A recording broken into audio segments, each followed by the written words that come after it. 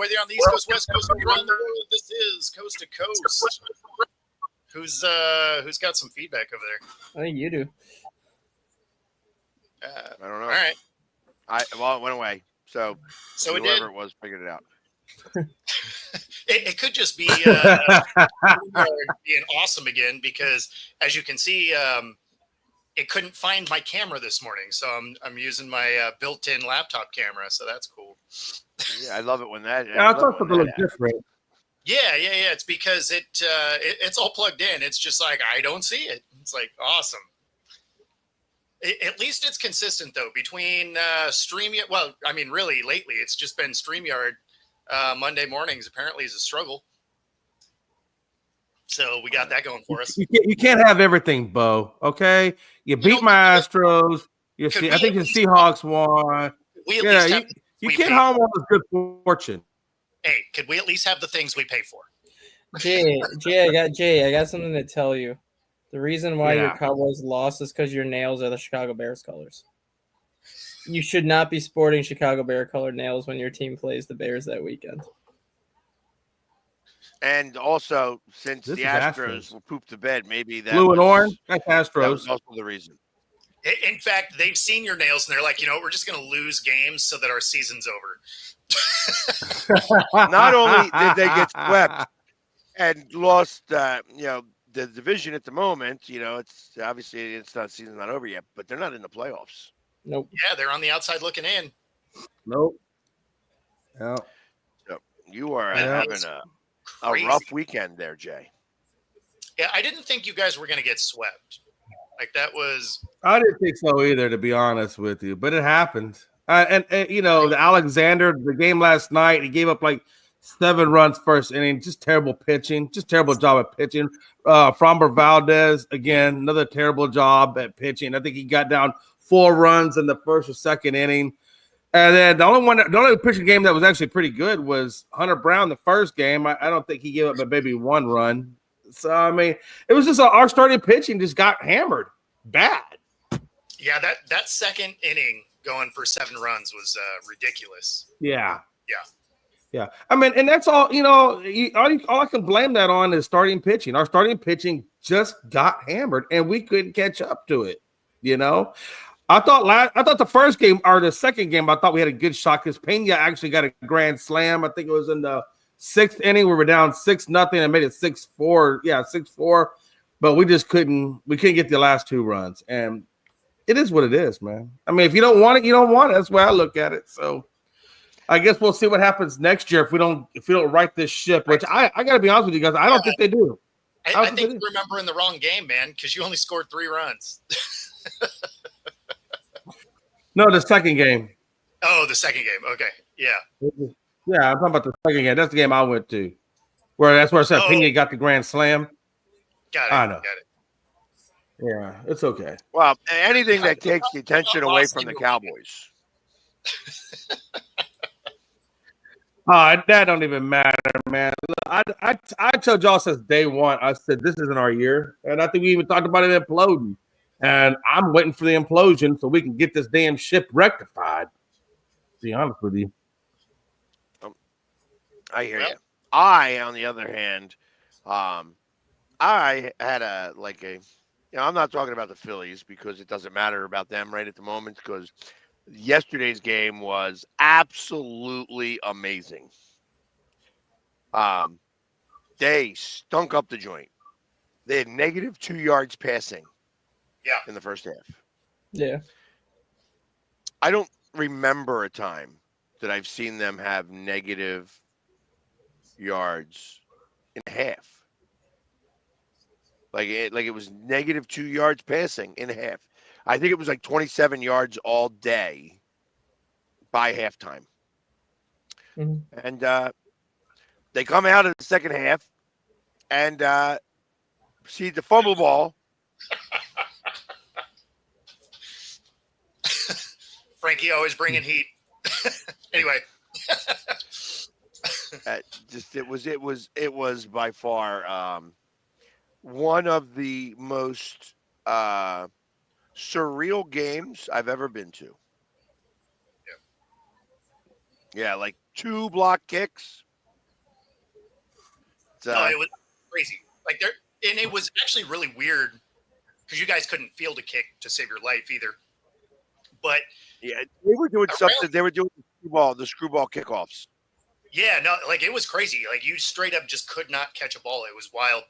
But around the league in general, there was a lot of just weird special teams issues, like blocked kicks, kicks that weren't being able to be fielded. The Seahawks got a super deep, punt return for a touchdown.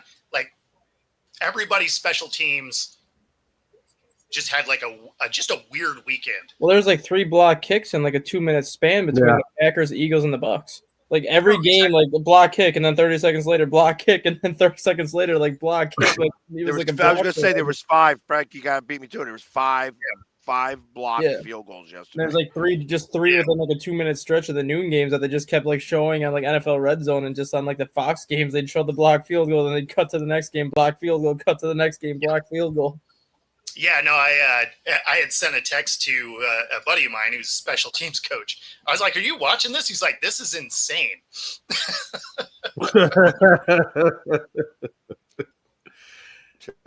But it's also week 3 of the preseason, as far as I'm concerned. So, I mean, most teams are starting to figure it out now. Like next week, it's for real. Yeah. Kind of reminds me from replacements. You get a fat guy touchdown, Freddie. You get a fat guy dance. I was waiting for somebody. Oh, there we go. Somebody did jump in to break it up. I was waiting for somebody to the Eagle chant there. And Spence comes in with it.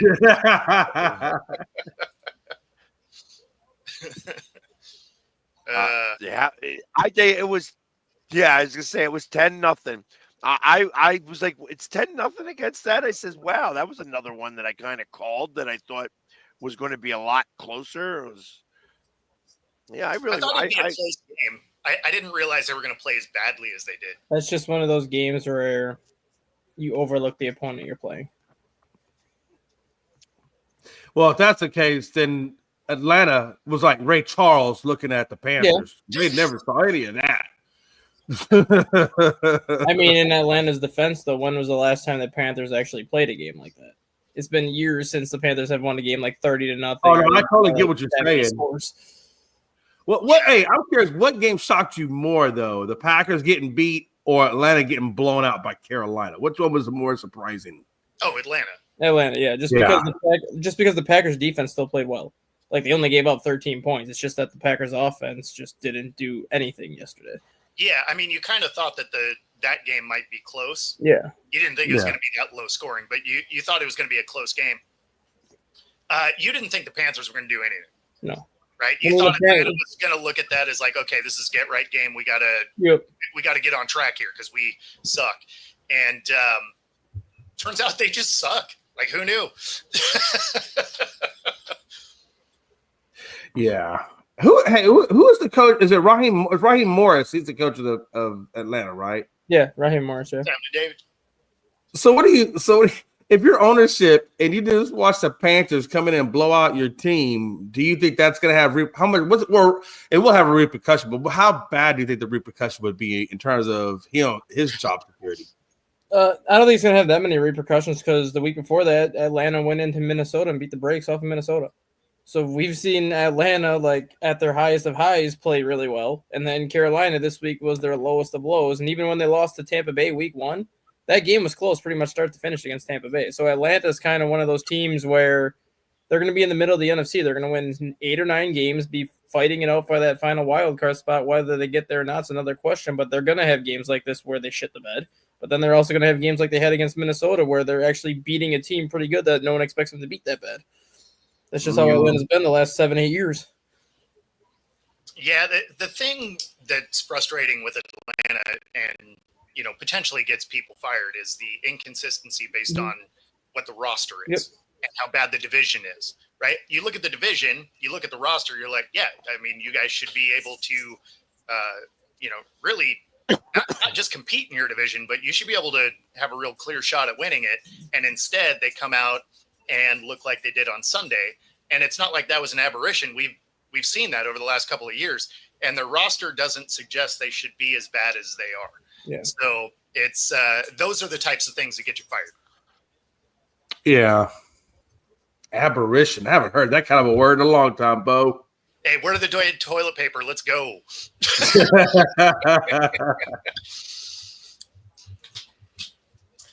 Wow. Getting the real lost. Oh, it's getting the real loss. I don't know. I don't understand the question. I think what he's saying is how long do you there, think Frankie. they'll go before they actually get a real loss? Listen, before they get a real loss. Yeah. Got you. Yeah. It kind of reminds me a little bit of Kansas City, like last year, especially at the beginning of the season. They were pulling wins out. Except with Kansas City, they were doing it, and it seemed like that they were getting like referee help. There wasn't referee help yesterday. I don't think that the NFL cared who won that game. You know what I mean? In terms of it wound up being a good game. You know what I mean? All the way around, and they came out. I mean, you think about it in the opposite way. Had they not had that fumble, that was just about in the end zone, and they scored that touchdown right away in the beginning of the second half, that game would have been tied pretty quickly. Yep. So we would actually had the lead. I didn't realize also that the Jets had the lead. Yes. That Tampa Bay wound up walking down the field and kicking a field goal to win the game. Yep. Because that's what, the third time in a row that Tampa Bay's Yep. done that. Yeah. Like they won with a field goal. I think the first two third weeks. straight week the Bucks have a one possession win. And of course, that's who we're playing. Yeah. So I'm just Both gonna of go us. with Both of us, I'm gonna our go with teams. I'm gonna go with Frankie is just like had a lot of coffee, right? And it's just mashing keys. That's why the typos are just nonstop over there. No. He really has no education. He can't spell with his shit. I mean, literally, the guy just found out what a consonant and a vowel actually is, and he doesn't understand that the two sometimes can't go together. Yeah, and you can double consonant. He doesn't understand all that. Watching reruns of Wheel of Fortune. I got you.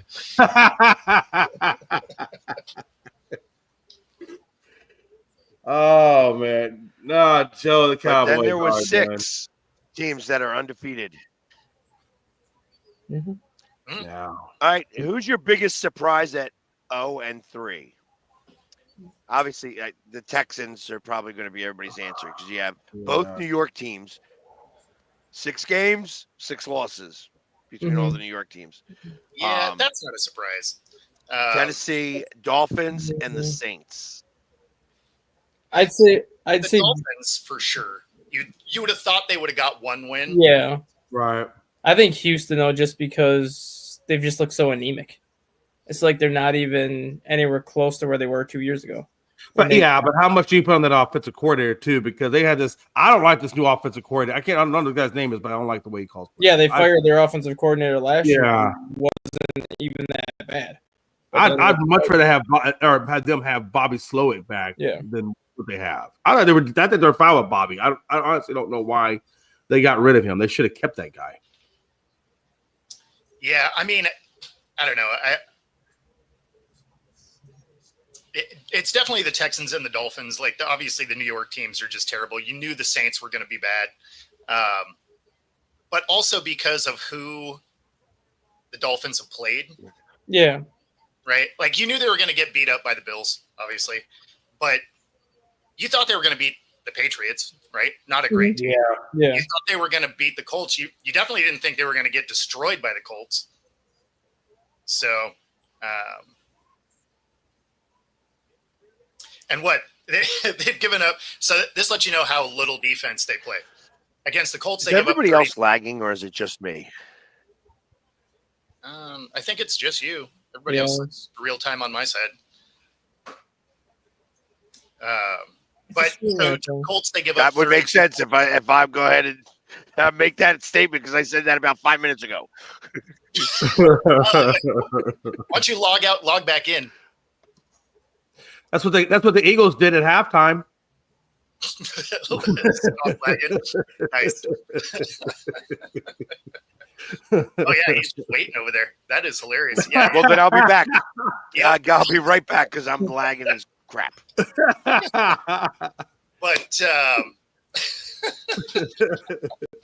but yeah, so I mean, so they give up 33 to the Colts. They give up 33 to the Patriots. They give up 31 to the Bills.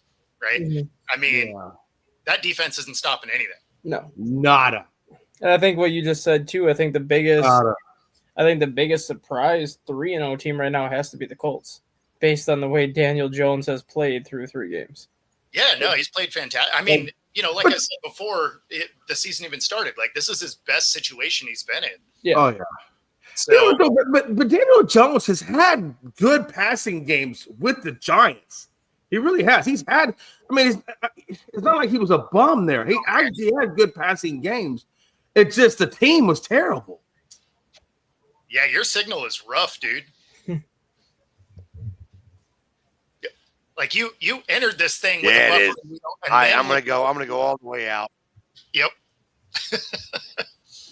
Yeah, but like with Daniel I'm gonna Jones, go all the way out. That's right, damn. with Daniel Jones I'll and be his back.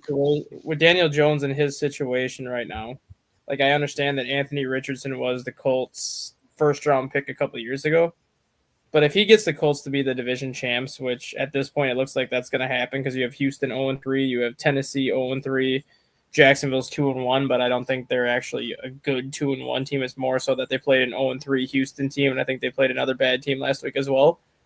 The Colts could theoretically win this division by multiple games. And if they do, if you're the Colts, do you move on from Daniel Jones? Because I sure as hell wouldn't. I'd be bringing Daniel Jones back and be like, no, you got us a division championship. You can stay here for another couple of years. Yeah, one, you wouldn't have to pay him a lot. So I mean, Yeah, you got to imagine as long as this year continues to work out the way it is, they're going to re-sign Daniel. The question is, how much does he get per year? Like, what do they offer him per year? He's getting $16 million this year is what he's getting. Yeah, So you're probably getting him at what, 3 years, 75? $25 million per. yeah. I mean, if he goes and gets a division title, and potentially, say he gets a win in the playoffs, he probably gets Maybe Darnold 30. Baker style Yeah. money. I think I was thinking 4 years, $40 million if he wins the division. That's what I was thinking. Around $160 million total, probably about close to $100 million guaranteed. Nah, you'll give him something similar to Baker and Darnold, because again, you're going to have 1 year, right? Otherwise, he's been kind of not great, and his 1 year that was good in New York was a lot of mostly because of Saquon. So he'd probably get that $30 million a year thing. I keep forgetting that this StreamYard crap is using the wrong camera, so I keep looking at the wrong camera. It's like, where's he looking? He's looking. Yeah. I'm just like, doo-doo-doo. Yeah, no, it's because my actual camera's over there, but StreamYard is awesome. So at least we're spending a lot on it. That's nice.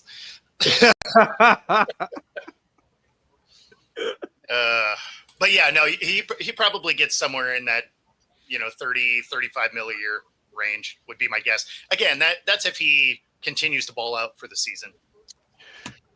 I can see 3 at a hundo. Yeah, that's what I'm saying. Yeah, 3 at a hundo would be a nice round figure. Give him like 2 years guaranteed, and then that third year can be like a void year if the 2 years don't go well. Yeah, I mean that's exactly what Darnold and the Baker did. So that's right. Still glitching. Yeah, you had the 8-bit squares there for a second, so that was pretty cool. I think hey, I don't think we're talking about Mac Jones. Well, like what Frankie said right there with Mac Jones, I'm kind of in the same boat with Carson Wentz in Minnesota too. Like if Mac Jones goes out and goes 3-0 with the Niners, Yeah. what reason do you have to bench him and go back to Purdy at that point? You ride Mac Jones has been a starter before. Yeah. Like you ride the hot hand as long as you can ride the hot hand with Carson Wentz. Yes, Carson Wentz didn't have like a blow your socks off game yesterday. He only had 174 yards passing, but he had 2 touchdowns, 0 interceptions. Like, if Minnesota's going to win games with Carson Wentz, there's no incentive to go back to J.J. McCarthy until the hot hand starts to cool off. Like, you ride the hot hand as long as you have it. Yeah. Yeah, I mean, the Colts will be interesting when we play them. You're going to end up with some tape on them now that we're a few weeks in. So, the first couple of teams that played them, I think, got surprised. That won't be the case by the time we see them. So,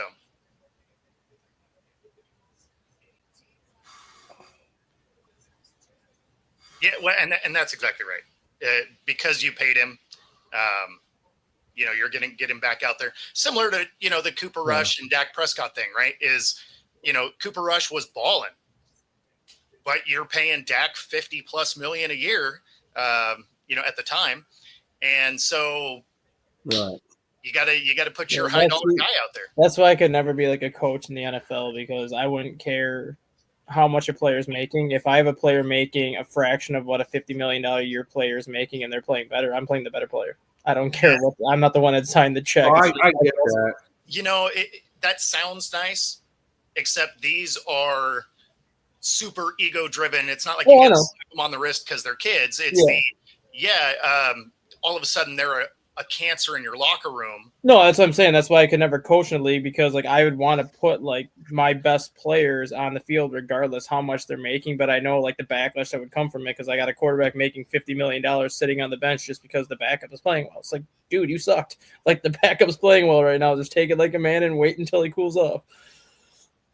Yeah, but it's not like, see, I guess that's the difference, is it's not like Purdy sucked. He got hurt. No. So it's not like you're like, hey, I'm benching you because you're not playing well. Yeah. So you have a star guy that balls out for you routinely, and then he gets hurt. You have a guy, he plays well. You're not going to just not have your starter start. Yeah. I think if anything, it kind of lets you know that, hey, if Purdy was to go down again, even if it's playoff time, that we can still put a quality product or a competitive product out there. So I guess if anything, it just lets you know that you have a very solid backup if that was to happen. And Frankie, nobody's saying Daniel Jones is going to light it up. Come on. Nobody on this panel is like, oh, he's Joe Montana now. I don't think he has to light anything up. I think he just has to play within the system, be the game manager, don't turn the damn ball over, and let's roll. I don't think you have to light it up. That's not the point of it. No, exactly. Yeah. Yeah, I mean, that team is set up so if you play within the system, they can apparently. Yeah. Now, they haven't played any great teams yet, so we'll see what happens when they do.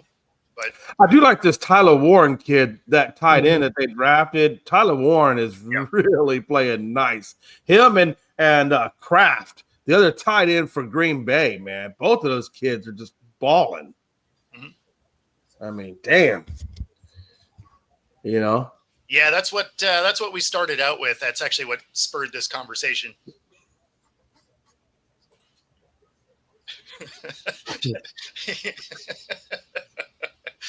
Yeah, pretty much.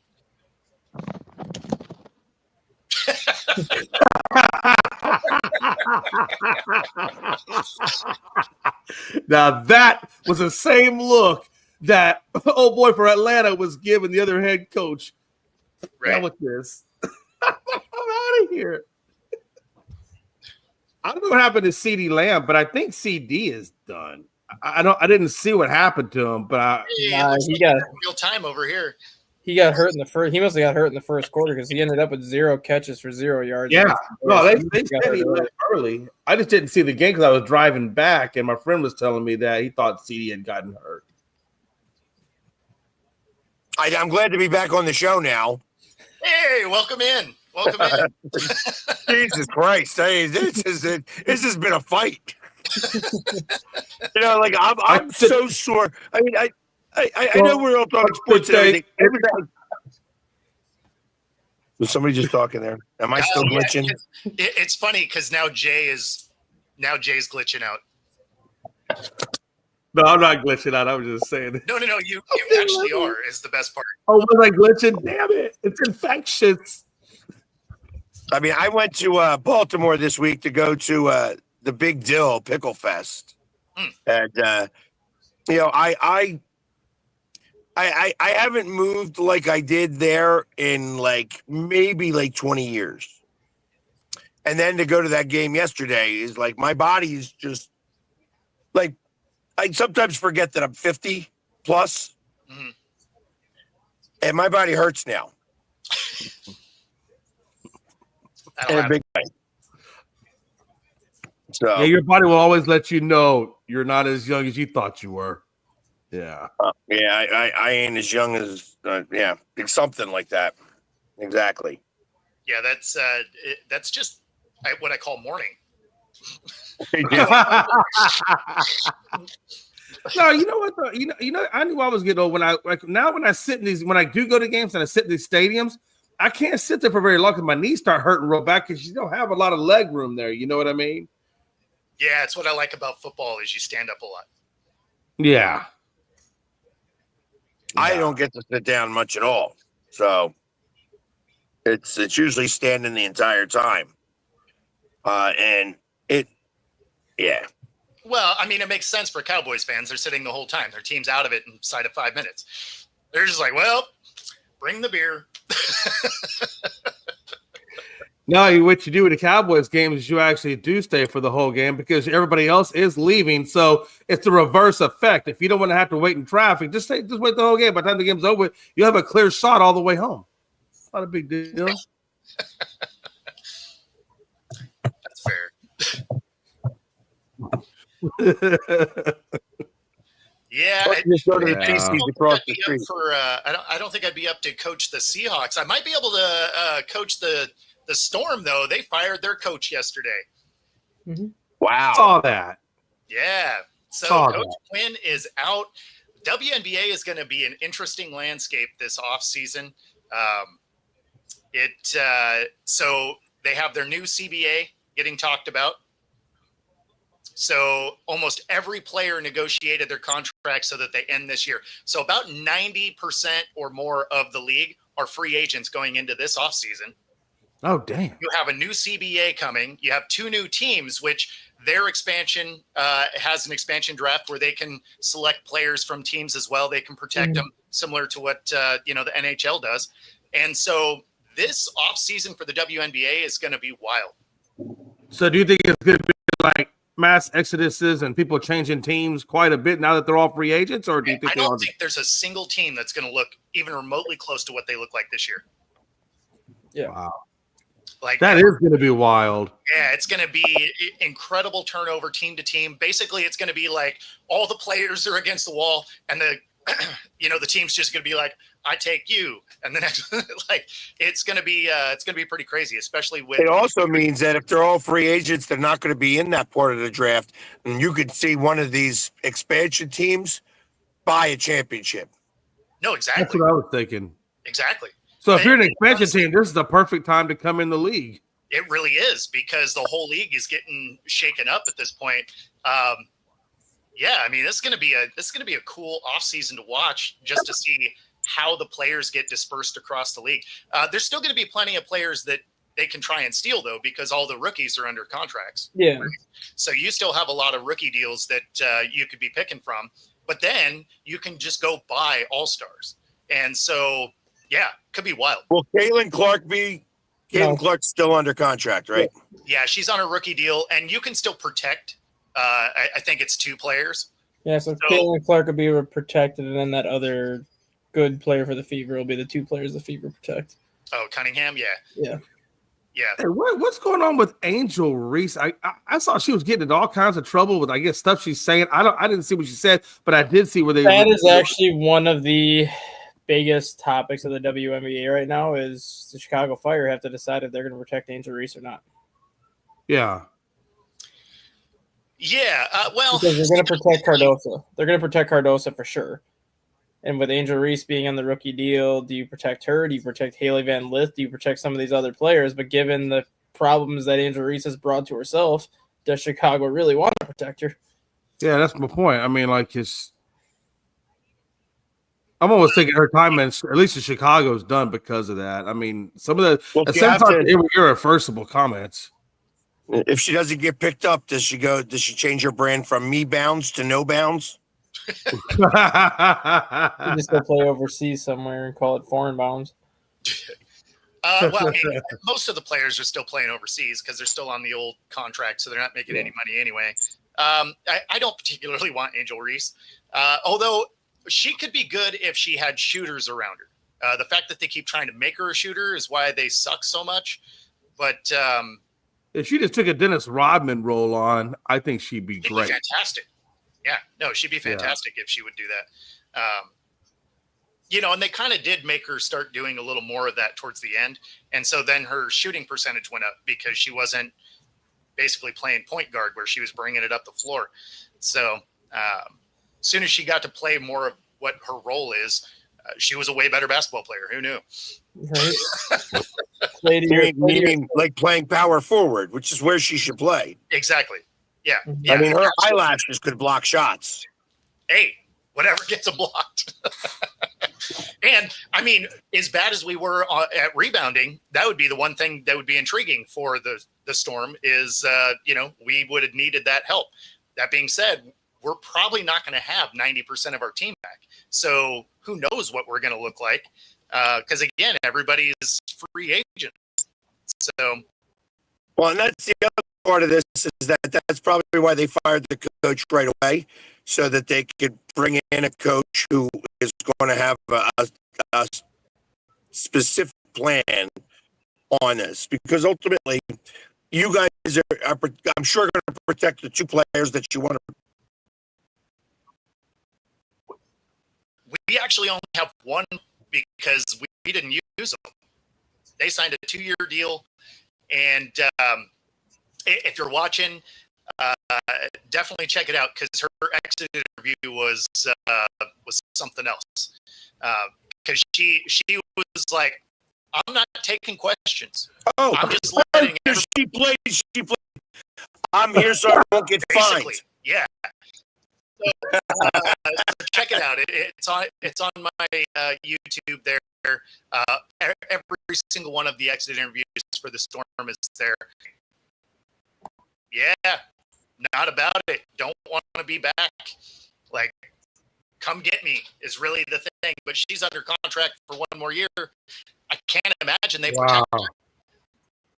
Right? I can't either. Her either because she didn't play all year, really. I mean, what would you be protected at? That would just be protected at a cancer in your locker room or on your team. I mean, if she was actually healthy all year and she was just clean scratches, none that they lost, that they didn't need to lose. They just decided not to. Yeah. So,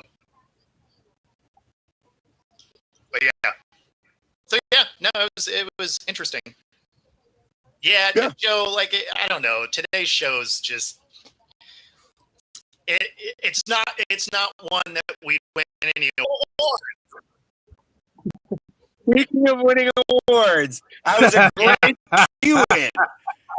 So something crazy happened this weekend as I'm driving back from Baltimore back to Philly to actually it's like I was at the Pickle Fest in Baltimore. Coming back, it's a buddy of mine's birthday, and I'm like painted up, but I look like a sweaty mess at this point because I was dancing around doing whatever. And make a long story short, somebody from the Eagles texts me and he's like, "Hey, wait, Cheats, are you at the Mid-Atlantic Emmys tonight? You're nominated for an award." And I'm like, "No, I'm not at the Mid-Atlantic Emmys. Nominated." Yeah, exactly. Nominated. What do you mean? Like, are you sure you don't mean the Philly Captain? Because the Philly Captain got nominated and won an Emmy for The Turnaround, which is on Netflix. Oh, okay. So anyways, no, he sends me a text message with the sheets, and it says, "Okay, it's Saquon Barkley," and a piece on Saquon Barkley. "The Eagles win the Super Bowl," and a piece on that. And Siobhan, the reporter, her last name isn't right on me, and I can't get it off my phone because I'm using it right now. Siobhan from NBC 10 for the piece on the Philly sports guy. And so and the guy who texted me works for the Eagles. They had won an Emmy for unscripted. So I was like, hey, congratulations. That's freaking awesome. Let me know if I win. 20 minutes later, he texts back and he goes, dude, your piece won. And I'm like, what? That's incredible. And then they showed the piece there. Like, obviously, I'm not there. I text the girl who did the piece. She's not there. Oh, that's funny. So nobody's there to like it, and it wound up winning. I was like floored by it. I thought it was hysterical. But I will put the piece up. It's a 2.5 minute piece. It is a good piece. And they do like they came into my apartment and everything. Thank God I cleaned.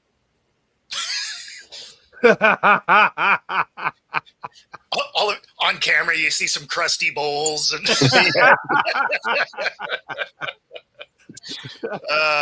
no, that's awesome though, man. Yeah, so it's like I said, I feel like that I won the Emmy. Yeah. Yeah. Well, do you I get figure I'm gonna have an Emmy party though, or something, or Well, she'll get the piece. You probably don't get one, right? No. There's no reason for me to get one. Yeah. But the fact that I beat out Saquon Barkley and the Eagles winning the Super Bowl is pretty incredible. That is pretty awesome. Right. That is pretty So that Yeah, is so that is that- very incredible. and that just added to my weekend. So and the fact that the Cowboys lost, the Eagles won, all that stuff is just made for a very fun weekend. That's right. The world is right. Houston got smacked. Well, I appreciate it. So does my counselor, because she's going to get a lot of therapy sessions from me. Yes. And I tell you, since I did the interview up in Seattle, you guys have won like 12 of 13 games. Yeah, they've been on a heater. Since I said that I was rooting for them. Yeah, they're they're like 13-1 Mhm. in their last like 14 games. So I mean, like it's kind of impressive. And baseball is a superstitious sport, so I'm going to need you to reverse everything you just did, Pags. No offense, Bo, but I need you to reverse that crap. So whatever it is you did, we got to reverse it. You can keep the award though, but everything else we got to reverse. So I don't get to keep the award anyway. So Oh no, but I mean the recognition of the award. She'll get the award, but you get the recognition. The fact that I didn't know, and it almost seemed to me like the girl didn't know who did the piece, so that nobody knew that there was even that we were even listed for the award. So the next question is, do you see Seattle clinching the division by this weekend, knowing that they have the 3 games with Colorado coming up? That's really possible because obviously Colorado is terrible. The other thing that's interesting about that is Detroit is playing so bad. Guardians are just on fire too. Yeah, well, Yeah, and Detroit's a dumpster is fire too. Houston could be out of the race altogether. Cleveland can find their way in. Seattle, by the end of the week, if they sweep Colorado. the Rockies, they actually get a first round bye. Yeah, they'll be the 2 seed behind Toronto. Yeah. Like that is wild because they're 2 games up on Detroit now. Mm-hmm. So it's crazy. And you don't even have to sweep Colorado. You could take 2 or 3, and that forces Detroit to not only sweep their this upcoming series to make up 1 game, but if you took 2 or 3, Detroit essentially has to go 5-1 their last 6 to try to make up the 2 games that they're behind right now. Well, yeah, and they're like 1-9 in the last 10, right? So I mean, they're playing awful baseball. But I But I mean, don't know. But would you really want that bye though? Because right now you're right on a crazy momentum wave. I don't know if I'd want to stop that momentum. I'd rather just keep the momentum going rather than having to break and then try to recapture the momentum. yeah, I mean, obviously it can go either way, but the fewer series you have to win, the easier the path is, Mhm. right? That's like getting a first round bye in Oh, football. I understand. Yeah, trust me, I get. Yeah, And I go either way with that now. Obviously, I watched how the Phillies went to the World Series by just getting hot at the right time and going through. Yeah. I remember last year getting the bye and losing to the Mets. So I can kind of go either way on this. Truth of the matter is that I want the days off. Yep. I think you gotta keep the mindset that you want the days off. Yeah, I mean, obviously you want to try and finish the season on a heater. I mean, especially because in that case, if they just keep winning games, I mean, they're going to lock up the second spot, right? At this point, they would have to really start to fall apart for Detroit to get that back because, well, Detroit's playing terrible baseball. Right. And if you think about it, when you guys won in 22, you guys had the bye. When the Dodgers last year had the bye, Texas had the bye. Texas didn't have the bye. They had to win. yeah, they had the wild card. We had the bye. Yeah. And that was the year I would have rather been the away team versus the home team because during that series, all the wins were away and none of them were at home. And I felt like if Houston would have been the wild card that year, we probably could have won that year because of the fact that we were winning away instead of at home. And the Rangers were doing the same damn thing. I will say that if because Raleigh's up to 58 home runs now, right? Yeah. Yes. So if he gets to 60, which I think he's going to get to 60 this week, I think the MVP is his. I mean, 60 home runs for a switch hitting catcher is kind of hard to make an argument against him getting the MVP.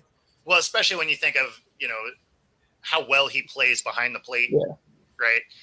He's even in his off years, he's an above average catcher, right? So, I mean, you have his defense and then, especially, like you said, getting to 60 home runs would be huge. Obviously Judge is having a great year, but this is the kind of year you expect from Judge, like every year. Like you expect Judge to do what he does. But you can't hold that against somebody. No, you can't. But when you have a guy that came out of nowhere to have 60 home runs and he's going up against a guy that's typically doing what he does every single year, that guy that has the 60 home runs deserves the MVP. But the problem I have with that, though, is if that's the only stat that you can beat Judge on, is that really enough? Yes, because that's why Judge has him on damn near every other category. That's why he does offensively. He does not on defense. No, I'm not. Yeah, and I get that. And we're talking most valuable player, not who's hitting the best average. And that's well, it's not his best average. I mean, his OBS. Yeah, I got you. I understand what you're saying about the overall package. Yeah, I get that. Yeah, and that's the argument that people are gonna have to make with Schwarber and Shohei this year because Shohei's doing exactly what Shohei does every single year, gets the 50 home runs, steals 30, 40 bases, does what he does. But now you have a guy in Schwarber who leads Major League Baseball in RBIs, and Schwarber's having the best year of his career this year. He is more valuable on that side. And Rob, no, it doesn't have to do with the torpedo bat. He hasn't consistently used it, so he throws it in the mix, but he also uses a normal bat, and he's been yanking him out either way. Yeah. So whatever he has done different in training has more to do with it than a different bat. Yeah, dude, this dude. How old is he? Cal? 28. I don't know offhand. I think he's 28 or 29. There's a transition that your body goes through, like right around 28 years of age, where all of a sudden the muscle mass really starts to, I guess, fill out your body and stuff like that. So I got to imagine that he turns 29 in November, so he's 28 right now. Yeah. So that kind of tells me that, like, especially as a catcher, he's probably got doing two specific things: the forearms and his calves are the two. And that's really like if you get your hips in motion like that, I mean that's going to really, you're going to start yanking him out. Like he was never Like, he was Yeah. never like, what, 28 home runs? He's about a 25, 30 homer guy consistently, but not like what he's doing now. Not 60. Like, No. it's just, he doubled his average, Yeah. you know? Right. Same thing with like when before Matt Olson had that year where Matt Olson had the 54 home runs with the Braves that year, his first year in Atlanta. Matt Olson was always a guy that was around 28 to 32. Like you knew what you were going to get, but then all of a sudden he goes to Atlanta and gets 54 that first year. And that was his age 29 season. And they always say, like in Major League Baseball, your prime as a Major League Baseball player is typically your age 27, age 28 season going to your age 32 season. So Cal Raleigh's pretty much right on that front end of your 4 or 5 year prime window. When Matt Olson got to Atlanta that year, he was in year 2 of his front end prime window. Now Matt Olson's kind of on that back end of that 4-year prime window. Right. Exactly. So, and I think that's, yeah, it's just interesting how that works like that with the body. Yeah. Because ultimately, I didn't expect him to be 60 home run guy. And how much do you think it's going to take to keep Schwarber? I don't think Schwarber's going to be back in Philly, honestly. Because I don't think so either, but they, Middleton said something very funny. What I heard this morning from Chris Russo was you might see a Kyle for Kyle swap this offseason. Oh, Kyle Tucker. Kyle Schwarber goes back to the Cubs. Kyle Tucker goes to the Phillies. Why, they both free agents? Both free agents. Tucker's on a 1-year deal with the Cubs. He'll hit his free agent season at age 28, so he'll be looking at 7 to 10 years in free agency, which the Phillies will give him a 7 to 10 year deal. The Cubs won't. Kyle Schwarber's 32, going on 33. He'll probably want more of that 4 or 5 year deal, which the Cubs would do a 4 or 5 year deal as opposed to a 10-year deal. Both left-handed hitters, both, when healthy, Kyle Tucker, is going to give you 30-plus home runs, 100-plus RBIs when he's healthy. You know what you're going to get out of Kyle Schwarber. You're essentially getting less home runs from Kyle Tucker, but the same amount of RBIs and a higher batting average if you get Kyle Tucker over Kyle Schwarber. So I tell you, here's what I think is a little different. I wouldn't be surprised now that you mentioned that Kyle Tucker's available. Where's he play? What's the position? Right field. All right, yeah, because I think he's outfield. Castellanos is maybe on his last leg here. You put Castellanos at DH if you got Tucker. No, he's on his last. Like, I don't think he's going to be here next year. Okay, so yeah, Tucker plays right field though. So that. Yeah, he plays right field. He also plays center. That fills in that spot, and I love Castellanos. He's one of my favorite players on this team. However, he's had a really rough year, or at least a rough little bit in this year. But Middleton said specifically, it's only money. If money's the problem, we're going to have him back. Yeah, money. Yeah. So I think they had 3 million over. We've had over 3 million people. Yep. So that's at an average ticket price of $30. Yeah. It's 900 million that they have to spend on the team. Yep. In theory. I think if it comes down to it, I think the bidding war is going to be between the Cubs and the Phillies for Schwarber, mainly because Jed Hoyer has publicly admitted now the last 3 years that the biggest mistake he's made since taking over as team president was letting Kyle Schwarber go. And when he let Kyle Schwarber go, it was because Kyle Schwarber was the left fielder, one of the worst defensive outfielders in baseball, and they didn't have a position for him. And then the year after they let him go was when the universal DH came a thing. He's like, had we known that universal DH was coming, we would never have let Schwarber go. So now it's kind of like he's going to try to basically do right from the wrong that he did in the first place and try to get the guy back that he never wanted to get rid of in the first place. It was just the fact that you had a terrible outfielder that had no real position on the team at that point, but then the DH comes into play and it's like, crap, we should have sucked it up for one more year and then went from there. And then they're going to throw the Reds in the mix. The Reds is the other team that kind of, I feel, maybe Cleveland's, but only because of like the Ohio thing. Yeah. The Guardians wouldn't spend that on Schwarber though. That's the problem. They have such a small payroll. They wouldn't go after and have 2 guys making 6 figures like Jose Ramirez is making. They wouldn't go that high. The Reds are starting to spend a little more, but even then, that's kind of a reach for them to go and spend that kind of money on a player for that long of a term. Yeah, but you think about all of the jerseys that you're going to sell right away. Oh, yeah, definitely. So you'll make that money very quickly. And you put Schwarber in Great American Ballpark, he's hitting 60 a year because he's going to just make that park look small for the 81 games that he has there. Right. So, but there's a piece of Yeah, me I'm that curious to see if believes the Reds beat out the Mets too, especially where the Mets been playing. They will. Well, the Reds had the final wild card spot now if they had just swept the Cubs in a 4-game series. Yep. Yeah, I saw that. The Mets are on the outside looking in. And honestly, if I'm the Dodgers, the team that I do not want to see in the wild card round is the Cincinnati Reds because that pitching staff that the Reds have can beat any team in the best of 3. You have Hunter Green, who's got like a 2.62 ERA. You have Andrew Abbott, who's like a 2.5. And then you have Nick Lodolo, who's like a 2.8. Those 3 guys would be the 3 guys pitching that wild card round. That 3 right there can beat any team in the best of 3 series. Maybe not a best of 5 because they don't have the offensive horses to hang with some of these teams for a 5-game series. But for a best of 3, if the Reds can win these games 3-1, 3-2, Cincinnati would scare the crap out of me if I'm the Dodgers right now because of that pitching staff. Whoever's in that 6th spot is usually a scary team in general. It's going to be the Mets or the Reds.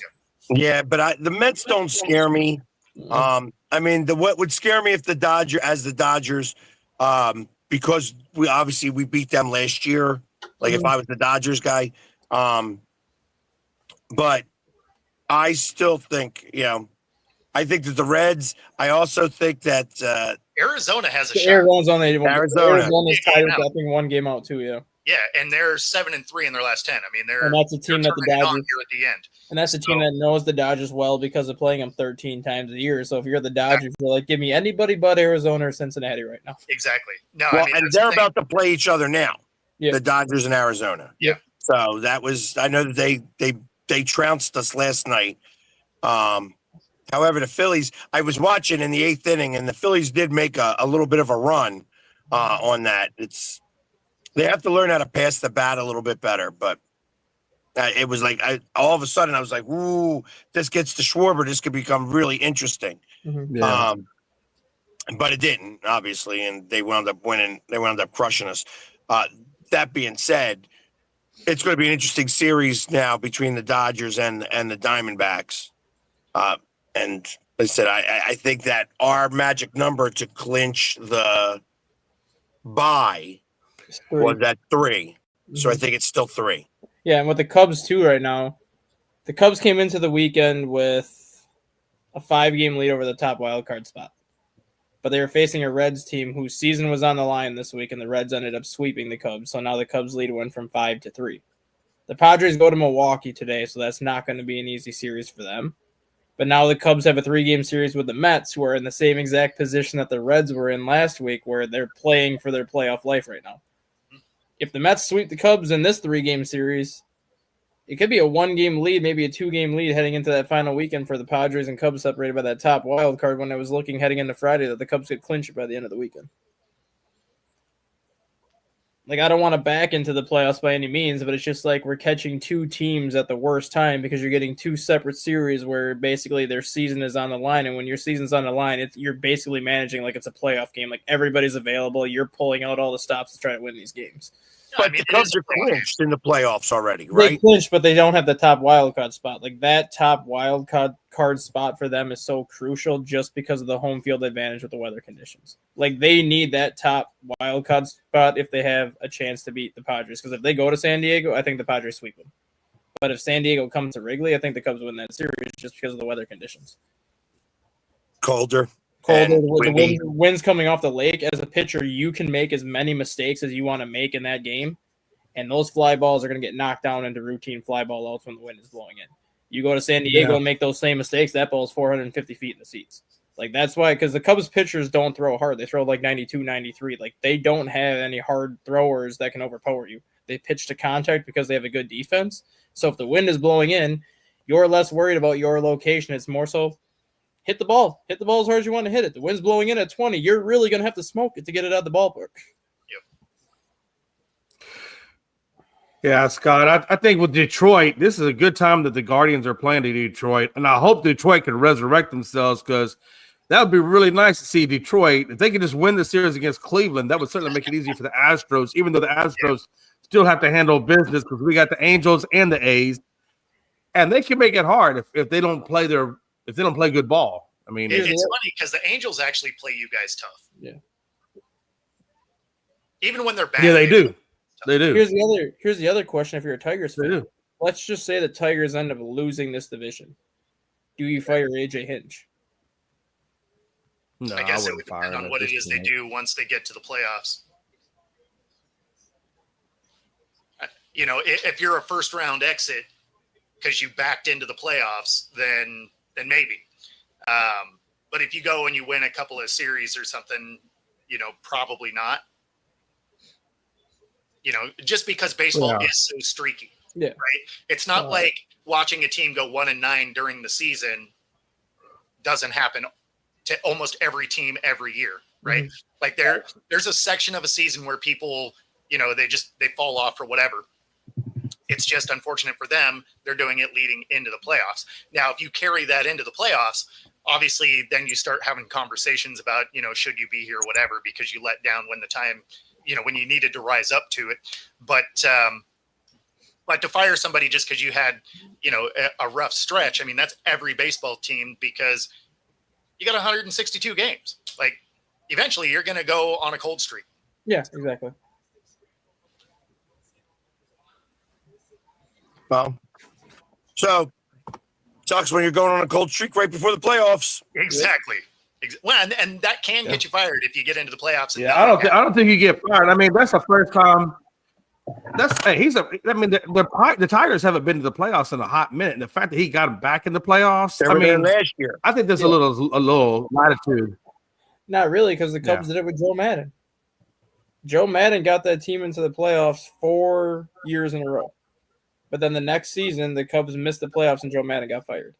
Once you get to a certain level, you're expected to stay at that level where if something happens and you go into the crapper like the final month of the season, that success you had the previous 4 years doesn't matter anymore. It's like, oh, well, you failed to make the playoffs and you lost a 7-game lead in the division in September. Your time here is over. Bye-bye. Yeah, well, I mean, and that's true in every league. Yeah. Like, prime example, we just fired our coach for the Storm. You can bet if they would have got by the Aces in the first round, Quinn probably is still the coach. Mm-hmm. Maybe. I wouldn't be mad if the Astros fired Espada, even though I know it's his first year or maybe his second year. But still, I mean, the fact that we have not played Astros type of baseball at all across the board, pitching all the way down even into hitting. You know, I wonder if I feel like Espada's job should be on the hot seat. He's going to be saved for one reason, and I hate using it as an excuse, but it's a valid reason for Houston this year. You'll say injuries, right? Yeah, Espada's going to be saved because of the injuries to Yordan Alvarez, to the injuries to your pitching staff, and like all the injuries that Houston went through this year. He's going to be saved because of that. Now, if all these players come back healthy next year and Houston kind of does the same thing, then you can start looking at that. Espada is not the answer, but it's hard to fire somebody when your entire pitching staff at one point was hurt. Like I think in June or July, they had 0 of their 5 opening day starters in that rotation. Like their entire rotation was gone for like a 3-week stretch. Yordan Alvarez has only played like 40 games this year. Like it's hard to get consistent rhythm when most of your counted on players are on the IL.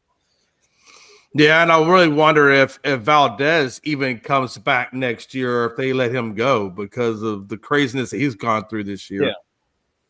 And he's been on. I mean, there's been some stuff in the room where Valdez could be on the market next year. So I wouldn't be surprised if Valdez is gone. I think he'll be traded this offseason because if you trade him in the offseason, you can get more for him, as opposed to if you bring him back and he struggles out the gate, then his trade value is going to go down. Yeah, I agree. That's it. All today. That'll do it. We come to the end a little underwhelming, kind of like the Astros. If you're watching, be sure to like and subscribe. And otherwise, we'll see you tomorrow. Take it easy, everybody. Peace.